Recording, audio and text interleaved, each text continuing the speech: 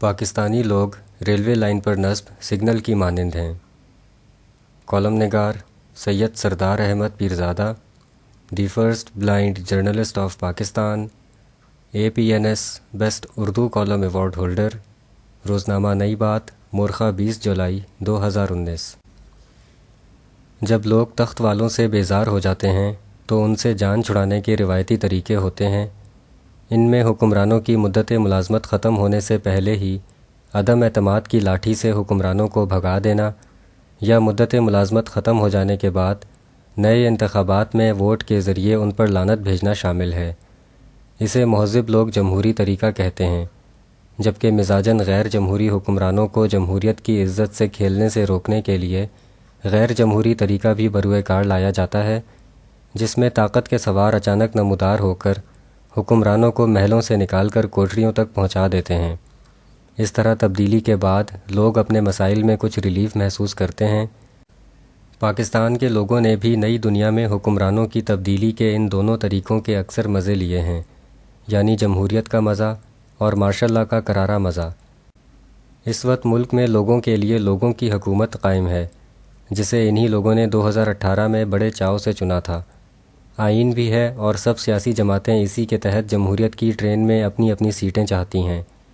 ایسا بھی ہے کہ جن گھروں میں اکثر چولہا نہیں جلتا، وہاں مسلسل میڈیا چلتا ہے، جس کی بنا پر معلومات کی فراہمی اور شعور کی بڑوہت میں دن دگنی رات چگنی ترقی جاری ہے۔ تازہ حالات میں باوقار، غیر جانبدار اور بیشتر لوگوں کا اعتماد رکھنے والی عدلیہ بھی ہے، جسے لوگوں نے میڈیا کی چیخ و پکار، وکیلوں کی قیادت اور سیاستدانوں کے شملوں کے ساتھ مل کر سڑکوں پر جا کر حاصل کیا تھا۔ اس پوری بات کو کل ملا کر یوں بیان کیا جا سکتا ہے کہ اس وقت پاکستان میں حسب توفیق جمہوریت بھی ہے۔ اس کے ساتھ ساتھ انصاف پسند، خوددار، غیر جانبدار عدلیہ اور کچھ نہ کچھ آزاد مگر بہادر میڈیا بھی موجود ہے۔ فوج اپنے کاموں میں مصروف ہے۔ عام لوگوں کے لیے اچھے معاشرے کی تفسیر بیان کرنے والے ان حالات کو عوام کے لیے بہتر حالات بتاتے ہیں، لیکن حقیقت میں پاکستانی بہتر سے مختلف حالات سے دوچار ہیں۔ ایسا کیوں ہے؟ اس پر بے پناہ لکھا، بولا اور سنا جا رہا ہے، مگر اختیار والے ہیں کہ ٹس سے مس نہیں ہو رہے۔ شاید اس لیے کہ مڈ ٹرم انتخابات ہونے کا انہیں ڈر نہیں ہے، شاید اس لیے کہ حکمرانوں کو یقین ہو چلا ہے کہ لوگ ووٹ دے کر اگلے 5 برسوں کے لیے اپنے ہاتھ بندھوا چکے ہیں۔ دوسری طرف حکمرانی کی امیدوار اپوزیشن اپنی اپوزیشن والی 5 سالہ مدت کو الیکشن کیمپین کی طرح گزار رہی ہے۔ جبکہ الیکشن کیمپین کے لیے چند ہفتے دیے جاتے ہیں، تو پھر کیا ہونا چاہیے؟ اگر مڈ ٹرم انتخابات ہوں تو حسب روایت اپوزیشن والے آگے آ جائیں گے؟ کیا وہ موجودہ حکمرانوں سے مختلف کام کر پائیں گے؟ اگر نہیں تو پھر مڈ ٹرم کا کیا فائدہ؟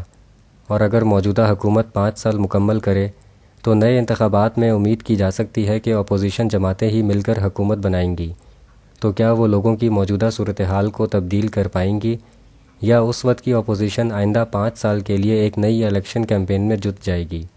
عدلیہ میرٹ پر ایسے بڑے بڑے مقدمے سن رہی ہے جو یقیناً ملکوں کی تاریخ میں بڑے اہم ہوتے ہیں، لیکن عام لوگ ابھی براہ راست ریلیف سے دور ہیں، اور وہ آنکھوں ہی آنکھوں میں سوال کر رہے ہیں کہ ابھی کتنا وقت لگے گا۔ سپریم کورٹ بار میں لبرل اور انسانی حقوق کی علمبردار قوتوں کا جیت جانا کیا اس بات کی یقین دہانی ہے کہ وہ آئین کی غیر انسانی اور غیر لبرل شقوں کو آئین سے نکلوا پائیں گی، جن کے خلاف وہ آواز بلند کرتی رہی ہیں؟ اگر ایسا نہیں ہے تو سپریم کورٹ بار روم میں لبرل یا غیر لبرل میں کیا فرق رہے گا؟ مندرجہ بالا صورتحال میں لوگ کیا کریں؟ سڑکوں پر نکلیں تو کس کے لیے؟ نئے الیکشن میں ووٹ ڈالیں تو کن کے لیے؟ ماشاء اللہ کی دعائیں مانگیں تو کیوں؟ وہ حکومت بنانے کے ان طریقوں میں گزشتہ 6 دہائیوں سے شٹل بنے ہوئے ہیں، حالانکہ دنیا میں حکمرانی کے یہی 2-3 طریقے رائج ہیں۔ تو پھر سوچا جا سکتا ہے کہ باقی دنیا میں جن طریقوں کے ذریعے حکمرانی کر کے لوگوں کے معیار زندگی کو بلند کیا جا رہا ہے، وہی طریقے ہمارے ہاں لوگوں کو پستی میں کیوں لے جا رہے ہیں؟ ہو سکتا ہے حکمرانی کے ان طریقوں میں ابتدا سے ہی کسی گندگی کی ملاوٹ ہو گئی ہو، جس سے ہمارے ہاں ہر نظام حکومت ناکام ہو رہا ہے۔ جیسے ایک مرتبہ کسی کنویں میں گندا جانور گر کر مر گیا، لوگوں نے ایک سیانے سے کنویں سے بدبو آنے کی شکایت کی، تو سیانے نے انہیں گر بتایا کہ 40 روز تک کنویں کا پانی نکال کر پھینکتے رہو۔ 40 روز بعد جب گاؤں کے لوگوں نے کنویں کا پانی کا جائزہ لیا تو اس میں بدبو تاحال موجود تھی۔ وہ پھر سیانے کے پاس گئے، اس نے کہا کہ مزید 40 روز تک پانی نکالتے رہو۔ مدت ختم ہونے کے بعد جب لوگوں نے کنویں کا پانی پینا چاہا تو وہی پرانی صورتحال تھی۔ اس مرتبہ جب وہ سیانے کے پاس گئے تو سیانے کو اچانک خیال آیا اور اس نے پوچھا کہ کیا تم لوگوں نے کنویں میں سے گندا جانور نکالا ہے؟ جس پر لوگوں نے جواب دیا، نہیں، ہم تو صرف پانی نکالتے رہے ہیں۔